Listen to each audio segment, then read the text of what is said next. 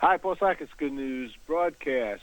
We're going to talk about a serious concern, I would say, during this COVID-19, and that's diabetes. And an overall, an opinion health survey that the company Abbott, a wonderful company, socially minded, came out with, and how to handle this period, especially for children and adults. We have Dr. Larry Kurt Midyet with us. Hi, good morning, doctor. How are you? Good morning. How are you today?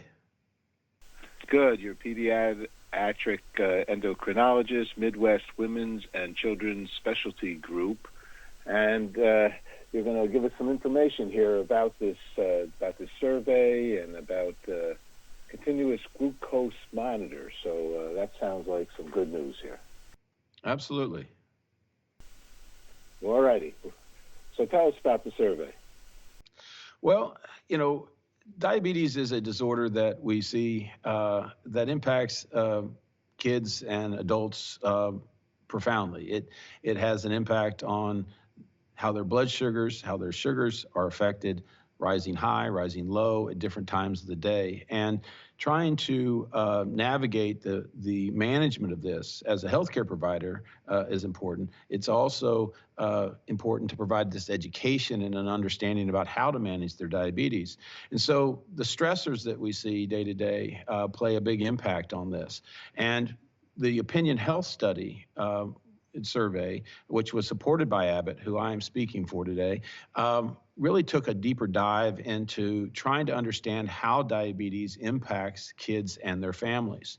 And what we found was fairly significant. 73% of kids living with diabetes noted that they had increased anxiety compared to those that did not. On top of that, over 50% of parents actually stated that mental health issues were a direct relation to their child's diagnosis of diabetes. And 38% of those parents actually sought out the care of mental health professionals to try to deal with this issue. So it is a big factor that we see, something that I've seen in my practice, and I think this survey helps to highlight the importance of understanding this. But is it so that once you get diabetes, you got it? Well, there are two types of diabetes. Type 1 diabetes is an autoimmune disorder in which the children develop an inability to produce insulin, and that is a lifelong problem. Someone with type 2 diabetes can develop imbalances in their glucose levels, but that is something that can diminish with time if they are on medications or they are making lifestyle changes. But to speak to your point, yes, once you have the diagnosis diabetes, you do have that diagnosis moving forward. So that's not a good thing to live with, right? No, it's not, but it is manageable, but it is a challenge. Sure, by far. And is it so that, sadly so, I'll say, that people with diabetes have a greater risk for problems and with COVID? Well, we can see that patients that are well controlled with their diabetes, encouragingly, don't appear to have a problem. But what we see is that the importance of control of the glucose levels, as I made mention, is critical to trying to minimize the risks that patients have with COVID-19. So it highlights the importance of understanding the glucose levels and the management of this with the technology and with the devices that we have coming forward, I think really can go a long ways to help to reduce that burden, but also allow and afford the patient themselves to see better management of their glucose levels and help to minimize those potential risks in this very challenging time that we're facing worldwide. So tell us about this glucose monitors, CGMs, continuous glucose monitors. What is it? Is it something you attach to your body, or how does that work? It is. A CGM, or continuous glucose monitor, is a device that is able to read the glucose levels minute by minute in the what we call the interstitial fluid underneath the skin.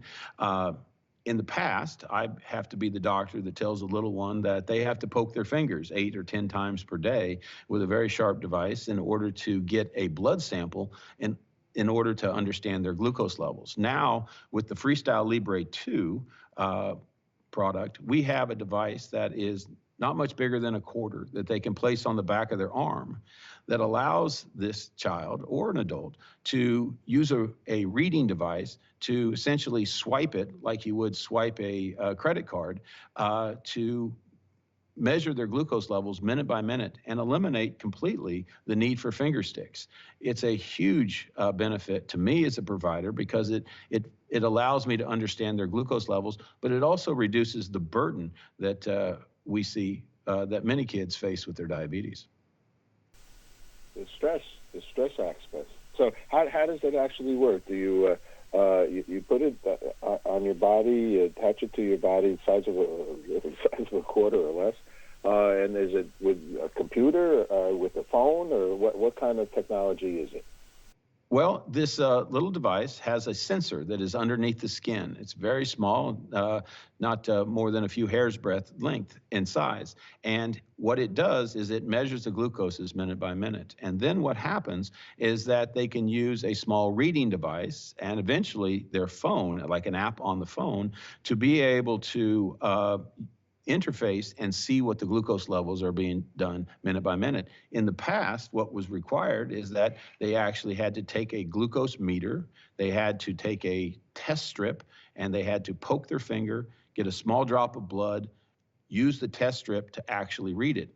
And that was a very burdensome challenge. And now, with simply the swipe of their phone or this reading device, they're able to see the glucose levels without any hesitation. All right, I'm going to say a little hallelujah here. I mean, absolutely. I mean, we're going to live to 1,000 now. I mean, science really is progressing in many, many ways. Do you agree, Doctor? I agree. I mean, what the advances that we have had in diabetes and in the technology that we're using has made dramatic strides over the past few years. And I'm very excited about what the future holds because I think we're going to see even greater reliance on the technology that we have to really help to reduce this burden that is faced with patients of all ages with diabetes. And with diabetes, my dad had diabetes, and he was taking a shot, right? Is that what somebody has to still do? Take a shot? Yes. Daily, or? In many ways they have to. There are medications, oral medications that some people can be successful with, but many of the patients require insulin, and insulin is delivered by an injection, and this is what we have to educate our patients and their families and their children with how to manage their diabetes, and that is something that has not changed to this point. How come you became a doctor? Well, it's a great question. I have found that, caring for patients is something that I find a great joy in. And communicating, especially with diabetes, is something that it's a profound situation. It's had a profound impact on me and the life that I lead. I think that we have a situation where we get to interface with patients at sometimes their darkest times and give them some hope and encouragement to manage and navigate this new diagnosis that they may face, diabetes being the one that I specialize in. And I think it is very rewarding to me, and I find it a great opportunity to communicate with the families, which I find a lot of fun with. There you go. Well, you're a frontline hero, no doubt about it. Doctor, well, thank you very much for sharing this important information with us, and thank you, Abbott, for standing behind it all. All right, take care. Have a beautiful day, and keep helping others. Thank you very much. All right. Take care.